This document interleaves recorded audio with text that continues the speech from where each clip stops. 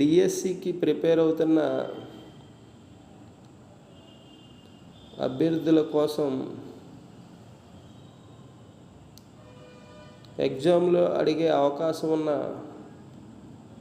ప్రశ్నలను top 20 bits పేరిట మీ ముందుకి తీసుకురావడం జరిగింది. నాకున్న 10 ఏళ్ల అనుభవం ద్వారా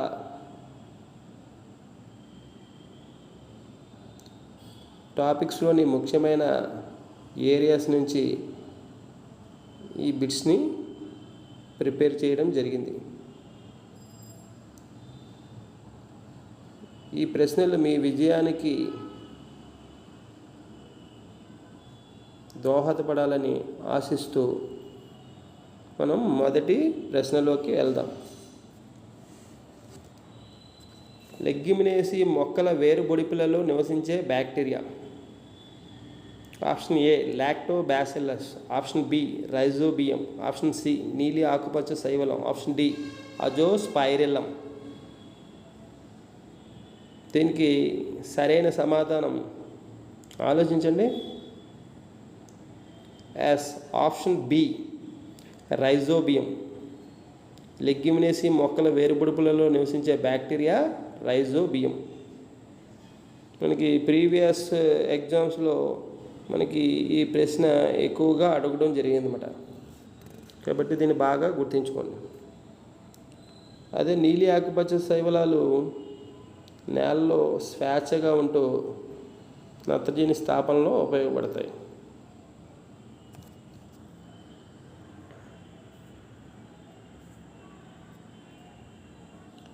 సెకండ్ క్వశ్చన్, జీర్ణక్రియ ఎంజైములు లేని జీర్ణరసం. ఆప్షన్ ఏ జఠరరసం, ఆప్షన్ బి క్లోమరసం, ఆప్షన్ సి పైత్యరసం, ఆప్షన్ డి ఆంతరసం. దీనికి సరైన సమాధానం ఆలోచించండి. Yes, C పైత్యరసం.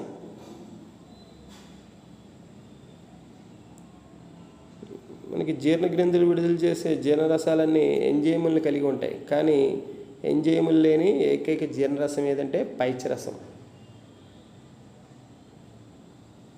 Answer is C పైత్యరసం.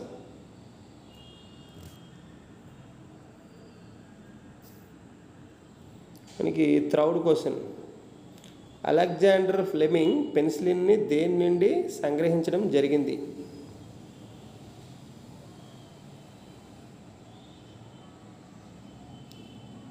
ఆప్షన్ ఏ శైవలం, ఆప్షన్ బి శిలీంధ్రం, option C bacteria, option D virus. దీనికి సరైన సమాధానం ఆలోచించండి. ఎస్, ఆప్షన్ బి శిలీంధ్రం. పెన్సిలియం నొటేటమ్ అనే శిలీంధ్రం నుండి అలెగ్జాండర్ ఫ్లెమింగ్ ఈ పెన్సిలిన్ అనే సూక్ష్మ జీవనాశిని తయారు చేయడం జరిగింది. అందుకు గాను ఈయనకు 1945లో నోబెల్ బహుమతిని ప్రదానం చేయడం జరిగింది.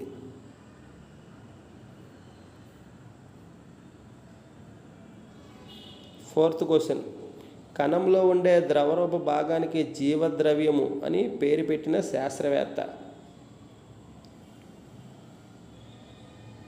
Option A Purkinje, option B Robert Hooke, option C Robert Brown, option D లివెన్ hack.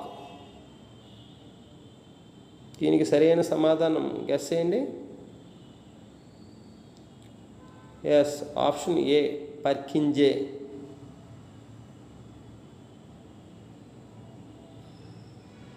మరి మిగతా ఆప్షన్ చూసుకున్నట్లయితే కణాన్ని కనుగొన్నది రాబర్ట్ హుక్, కణంలోని కేంద్రకాన్ని కనుగొన్నది రాబర్ట్ బ్రౌన్, సజీవ కణాలని కనుగొన్నది యాంథోనీ వాన్ లెవెన్ హాక్. మరి వీటిని కూడా గుర్తుంచుకోండి.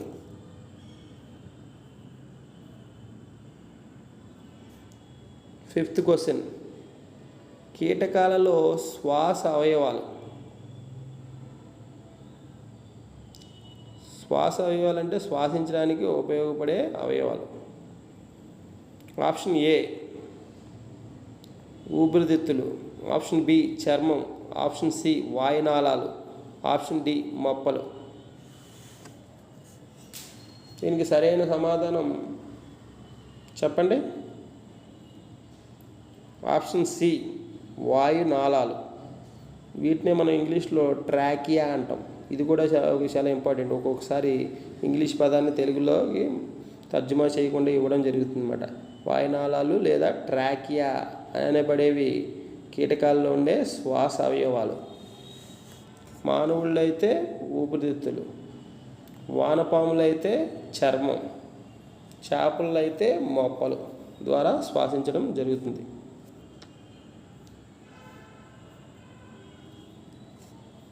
మనకి 6వ ప్రశ్న, రిసర్పిన్ అనే ఆల్కలాయిడ్ మొక్క ఏ భాగం నుండి లభిస్తుంది? ఆప్షన్ ఏ బెరడు, ఆప్షన్ బి వేరు, ఆప్షన్ సి ఆకులు, ఆప్షన్ డి కాండం. దీనికి సరైన సమాధానం ఆప్షన్ ఏ వేరు, ఆప్షన్ బి వేరు ఈజ్ ద రైట్ ఆన్సర్ అన్నమాట. మనకి వేరు నుండి ఈ పాము కాటు చికిత్స కోసం వాడే ఈ రిసర్పిన్ అనే ఆల్కలాయిడ్ని తయారు చేయడం జరుగుతుంది.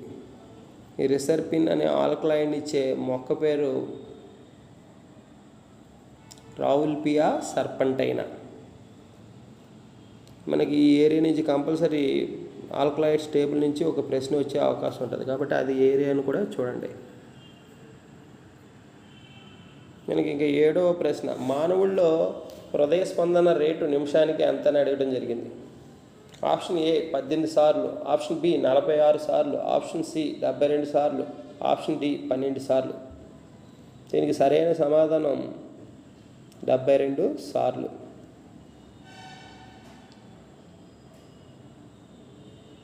అదే శ్వాసక్రియ రేటు నిమిషానికి ఎంతంటే 15 నుంచి 18 సార్లు. మానవుల్లో హృదయ స్పందన రేటు నిమిషానికి 72 సార్లు. మానవుల్లో మరి శ్వాసక్రియ రేట్ అయితే నిమిషానికి 15 నుంచి 18 సార్లు.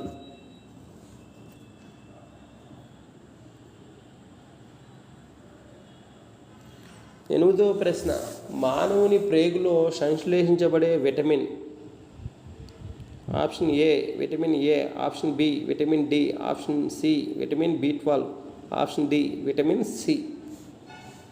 దీనికి సరైన సమాధానం ఆప్షన్ సి విటమిన్ B12.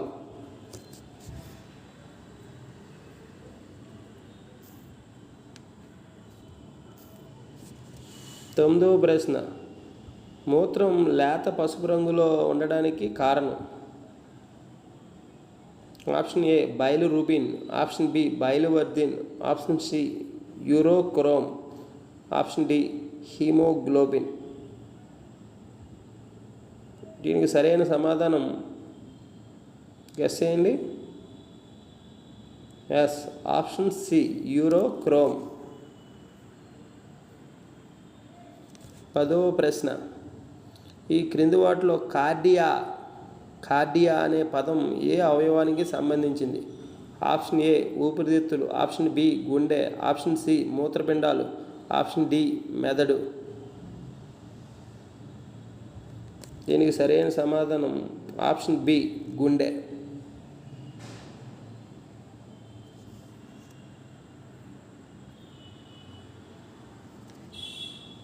11వ ప్రశ్న, కాండం యొక్క దిగువ భాగంలో కొమ్మల్ని ఏర్పరిచే మొక్కలు. మనకి కొమ్మలు అనేవి కాండం పై భాగంలో కానీ లేదా కాండం యొక్క కింది భాగంలో కానీ ఏర్పడతాయి.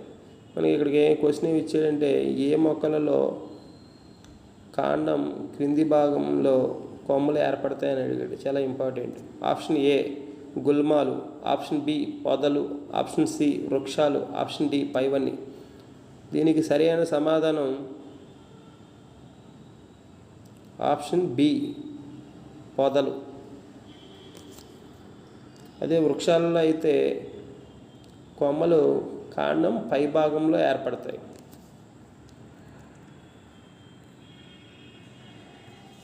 12వ ప్రశ్న, పిల్లలకు నేరుగా జన్మనిచ్చే జంతువుల్ని ఏమంటారు?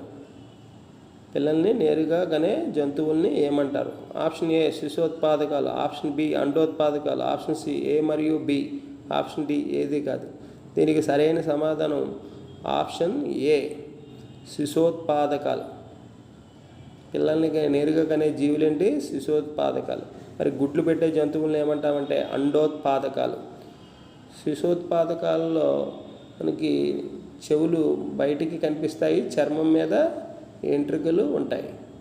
అదే అండోత్పాదకాల్లో అనుకోండి, చెవులు బయటికి కనిపించవు, చర్మం మీద ఎంట్రుకలకు బదులు పలుసులు లేదా ఈకలు ఉంటాయి. 13వ ప్రశ్న, ఈ క్రింది వాటిలో మూత్ర విసర్జక వ్యవస్థతో సంబంధం ఉన్న hormone? Option A vasopressin, option B somatotropin, option C thyrotropin, option D insulin. దీనికి సరైన సమాధానం వాసోప్రెస్సిన్. దీన్నే యాంటీ డయూరిటిక్ హార్మోన్ అని కూడా పిలుస్తారు. మరి మిగతా ఆప్షన్ చూసుకున్నట్లయితే పెరుగుదలకి ఉపయోగపడే హార్మోన్ సొమాటోట్రోపిన్, థైరాయిడ్ గ్రంథిపై ప్రభావం చూపే హార్మోన్ థైరోట్రోపిన్, రక్తంలో చక్కెర స్థాయిని నియంత్రించే హార్మోన్ ఇన్సులిన్.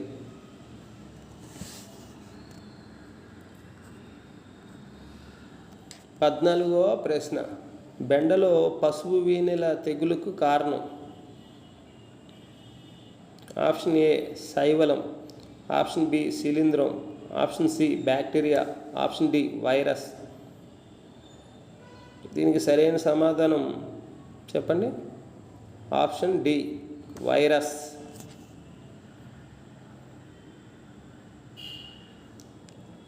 15వ ప్రశ్న, ఈ క్రింది వాటిలో రబీ కాలంలో పండించే పంట?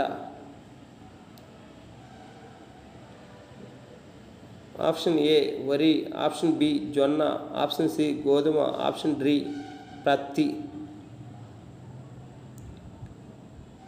మనకి ఈ ఏరియా నుంచి బిట్ అడిగే అవకాశం ఎక్కువగా ఉంది, కాబట్టి మనకి ఖరీఫ్ కాలంలో పండే పంటలు, రబీ కాలంలో పండే పంటలను ఒకసారి చూడండి. దీనికి సరైన సమాధానం ఆప్షన్ సి గోధుమ. రబీ కాలంలో పండే పంట గోధుమ. మిగతా 3 వరి, జొన్న, పత్తి ఇవి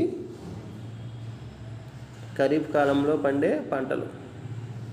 16 ప్రశ్న, దోమలను పారద్రోలే పదార్థాలలో సువాసన తైలాలలో ఉపయోగించే వేర్లు?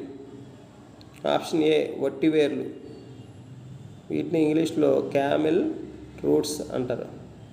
ఆప్షన్ బి నిమ్మగడ్డి వేర్లు, వీటిని ఇంగ్లీష్లో లెమన్ గ్రాస్ రూట్స్ అంటాం. అలాగే ఆప్షన్ సి వేరు బొడిపెలు, రూట్ నోట్స్ అంటాం. ఆప్షన్ డి పైవన్నీ. దీనికి సరైన సమాధానం చెప్పండి. ఆప్షన్ బి నిమ్మగడ్డి వేర్లు.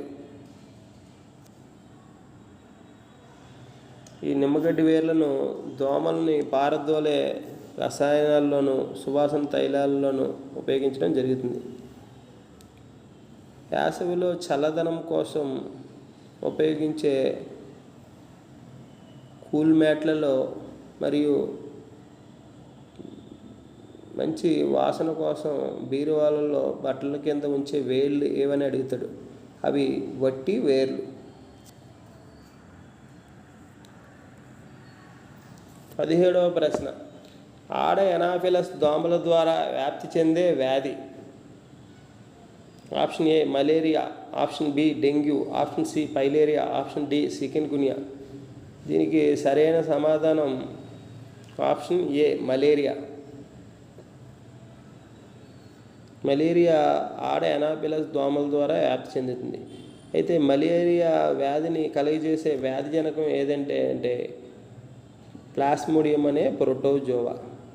మలేరియా మనకి ప్లాస్మోడియం అనే ప్రోటోజోవా వల్ల కలుగుతుంది. ఈ మలేరియా ఒకరి నుండి మరొకరికి ఆడ ఎనాఫిలస్ దోమల ద్వారా వ్యాప్తి చెందుతుంది.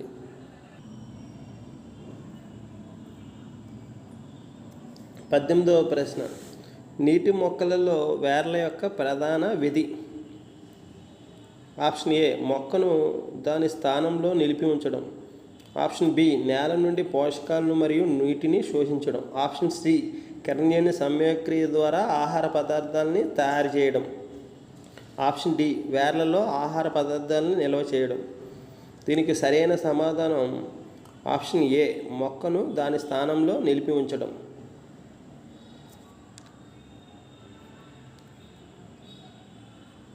19వ ప్రశ్న పరిసరాల్లో వచ్చే మార్పుల్ని అధిగమించడానికి ఒక జీవి శరీరంలో స్వల్పకాలంలో వచ్చే చిన్న చిన్న మార్పులను ఏమంటారు? ఆప్షన్ ఏ అనుకూలనం అడాప్షన్. ఆప్షన్ బి వాతావరణ అనుకూలత అక్లమటైజేషన్. ఆప్షన్ సి ఆవాసం హ్యాబిటేట్. ఆప్షన్ డి పైవన్నీ. దీనికి సరైన సమాధానం ఆప్షన్ బి వాతావరణ అనుకూలత. పరిసరాల్లో వచ్చే మార్పుల్ని అధిగమించడానికి ఒక జీవి శరీరంలో స్వల్పకాలంలో వచ్చే చిన్న చిన్న మార్పుల్ని ఏమంటారని అడిగాడు. వాతావరణ అనుకూలత లేదా అక్లమటైజేషన్. అదే దీర్ఘకాలంలో వచ్చే మార్పుల్ని ఏమంటామంటే అనుకూలనం లేదా అడాప్షన్ అంటాం.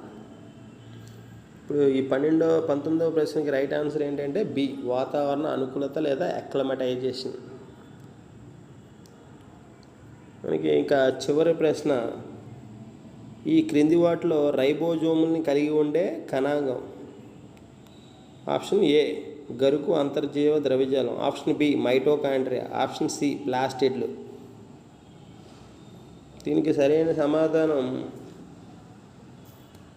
ఆలోచించండి.